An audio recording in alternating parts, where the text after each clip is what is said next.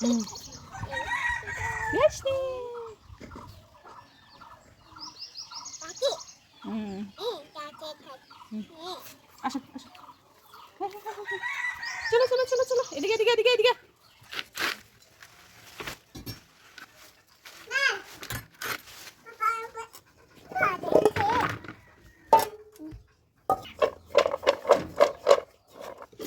ডাঁটাগুলো ছিল একেবারেই টাটকা, জমি থেকে নিয়ে আসা। কি সুন্দর টকটকে সবুজ। টুনটুনির জন্মের পর যখন হসপিটালে ছিলাম, তখন একজন নার্স, অভিজ্ঞ নার্স আমাকে বলেছিল কি, যা জন্মের পর যদি ডাঁটার ঝোল রান্না করে সবজি হিসেবে ভালো করে মাছের সাথে রান্না করে খাওয়া হয়, তাহলে বুকের দুধের প্রবাহ বৃদ্ধি পায়।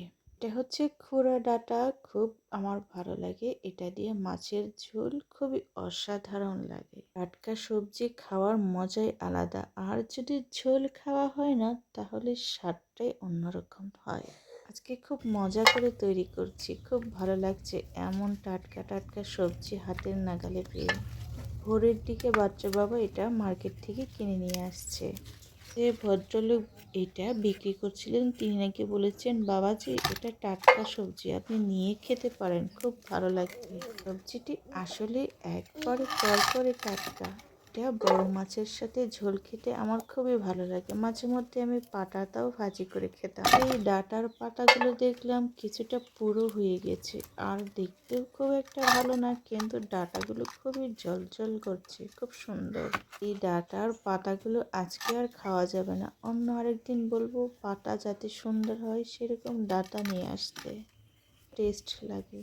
যদি পাতা ভালো থাকে তাহলে খুব করে আমি ভালো করে ধুয়ে কুচি কুচি করে কেটে বেশি করে রসুন, পেঁয়াজ, কাঁচামরিচ দিয়ে ভাজি করে নিই। তবে চুপচুপে একটু তেলটাও দিয়ে দিই, তাহলে স্বাদটাও বেড়ে যায়।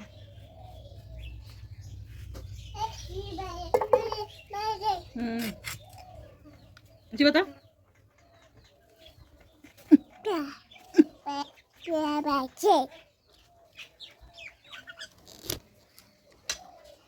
শুধু সেদ্ধ করেই তো খাওয়া যায়, তেল দিয়ে রান্না করার কোনো মানে আছে নাকি? রান্নার এই তেলের হিসাবটা না আমার খুব একটা ভালো লাগে না। তবে এমন না যে আমি খুব যে ডুবিয়ে রান্নায় তেল দেই, তবে বরাবরই একটু ভালো তেল দিয়ে আমি রান্না করতে পছন্দ করি। শ্বশুর শাশুড়ির কথা আর কি বলবো, ওরা ওদের মতো করে খুব ভালো আছে। যদিও ওদের ভালোই বয়স হয়েছে, ওরা ওদের মতো করে ভালো কর্মঠ হিসেবে নিজেরা রান্না করে খায়, ছোট ছোট কাজগুলো নিজেরাই করে থাকে। আমিও ভাবি আমিও যখন ওদের মতো বয়স হব, যদি বেঁচে থাকে, সৃষ্টিকর্তা যদি বাঁচিয়ে রাখে আমাকে, আমিও ওদের মতো করে সব কাজ করব। নিজের কাজ নিজে করলে আমার এমনিতেই খুব ভালো লাগে। বরাবরই ভারী কাজগুলো আমি একদমই কম করি, করতেই চাই না বা করিও না। কেন করি না সেটা হলো, আমাকে ডাক্তারের নিষেধ আছে, কোমর ব্যথা। তবে প্রতি জনের সবারই কোমরের সমস্যা, হাঁটুতে সমস্যা, গোড়ালিতে সমস্যা, সব জায়গাতে। আমরা আসলে এই সার বীজের দুনিয়াতে আছি এখন। আগে ছিল জৈব সার দিয়ে সব কিছু চাষ করা হতো, এগুলো খুব উর্বর ছিল। উর্বর মাটিতে উর্বর শাকসবজি ফলিয়ে মানুষ উর্বর জিনিস খেত, মানুষেরও উর্বর হয়ে থাকতো, খুব ভিটামিন পেয়ে। আমি যখন কাজ করি আমার টুনটুনি আমার আশেপাশে সব সময় থাকে, সে একান্ত আমার নিভৃতে আমার কাছেই থাকে। সে খুবই আনন্দ পায়, মা যেটা করে সেও সেটা করতে চায়, ওই মনে করে আমি মাকে অনেক বেশি হেল্প করছি। আসলে ওর এই কর্মকাণ্ডগুলো আমার খুবই ভালো লাগে। আমি আজকে কেন জানি আমার ভয়েস ওভার দিতে ইচ্ছে করছে না, আর ভয়েস ওভার ইচ্ছে না হওয়ার কারণ, আমার কিন্তু ন্যাচারাল শব্দ খুবই ভালো লাগছে, খুবই সুন্দর শোনাচ্ছে। প্রাকৃতিক শব্দ আর প্রাকৃতিক আমাদের কণ্ঠের আওয়াজ, গলার আওয়াজ সব কিছু যেন খুবই সুমধুর শোনাচ্ছে আমার কাছে, একবারে অর্গানিক। এই শব্দগুলো শোনার জন্য আমি বাকি ভিডিওগুলোতে ভয়েস ওভার দিলাম। অর্গানিক শব্দ শোনার জন্য আমি আজকে আমার ভয়েস ওভার এই পর্যন্ত রেখে দিলাম।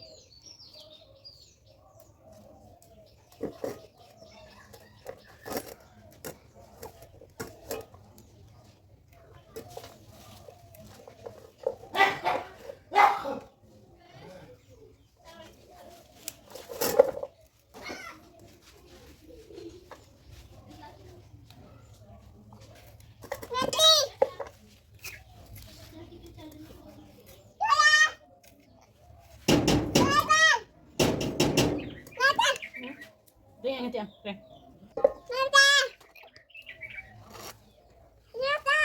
Hari, hari.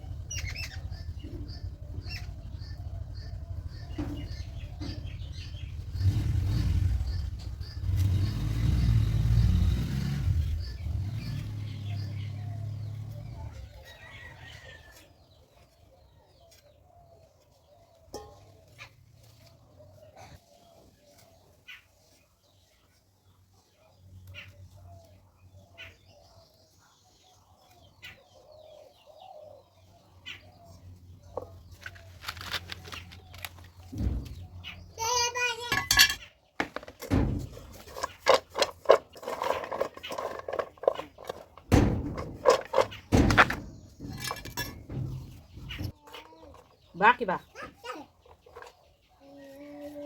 Hey, रोशनी,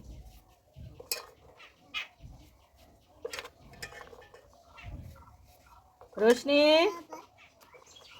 ए, रोशनी,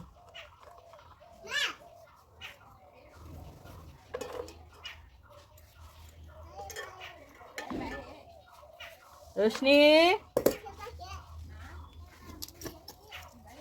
रोशनी, এদিকে আসো।